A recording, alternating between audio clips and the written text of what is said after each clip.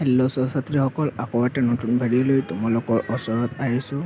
ছাত্ৰ-ছাত্ৰীসকল, তোমালোকে যিসকল এইবাৰ 2025ত ASSEB ফাৰ্ষ্ট ইয়াৰ এক্সাম দিছা আৰু কেইবাটা বাকী আছে, তোমালোকে যদি ASSEB ছেকেণ্ড ইয়াৰত কি কৰিবা বুলি ভাবিছা, কি কৰিবা এতিয়াও ভাবি পোৱা নাই, তেনেহ'লে ভিডিঅ'টো তোমালোকৰ কাৰণে। ছাত্ৰ-ছাত্ৰীসকল, মনোযোগ সহকাৰে ভিডিঅ'টো ভালদৰে চাই লোৱা আৰু শুনি লোৱা। ASSEB ছেকেণ্ড ইয়াৰ কি কৰিবা?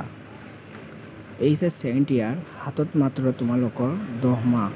কি কৰিলে ভাল হয়? তোমালোকে এতিয়াৰ পৰাই ছেকেণ্ড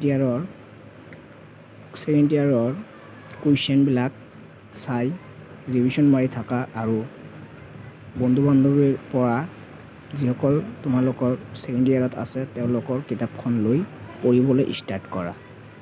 যদি নপঢ়া তেনেহ'লে তোমালোকৰ 100% চিয়'ৰ ৰেজাল্ট বেয়া হ'বই, কিয়নো হাতত মাত্ৰ 10 মাহ বাকী। ছাত্ৰ-ছাত্ৰীসকল, ASSEB ছেকেণ্ড ইয়াৰ ৰেজাল্ট ভাল কৰিব খোজা নেকি? তোমালোকে যদি ৰেজাল্ট ভাল কৰিব খোজা তেনেহ'লে ভিডিঅ'টো তোমালোকৰ কাৰণে অতি গুৰুত্বপূৰ্ণ।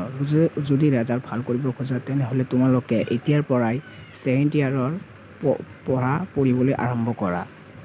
আজিৰ পৰাই পঢ়িবলৈ ষ্টাৰ্ট কৰা, নহ'লে ৰেজাল্ট বেয়া হ'বই। তোমালোকে ফাৰ্ষ্ট ইয়াৰৰ এক্সামৰ টেনশ্যন লৈ কোনো লাভ নাই। তোমালোকে ফাৰ্ষ্ট ইয়াৰৰ এক্সামৰ এদিন অলপ পঢ়িলেই হ'ব। তোমালোকক কলেজৰ পৰা তোমালোকক পাছ কৰাই দিয়া হ'ব। তোমালোকে টেনশ্যন নোলোৱাকৈ ছেকেণ্ড ইয়াৰৰ পৰা ষ্টাৰ্ট কৰা। তো ছাত্ৰ-ছাত্ৰীসকল, এনেধৰণৰ নতুন ভিডিঅ' পাবলৈ চেনেলটো ছাবস্ক্ৰাইব কৰক।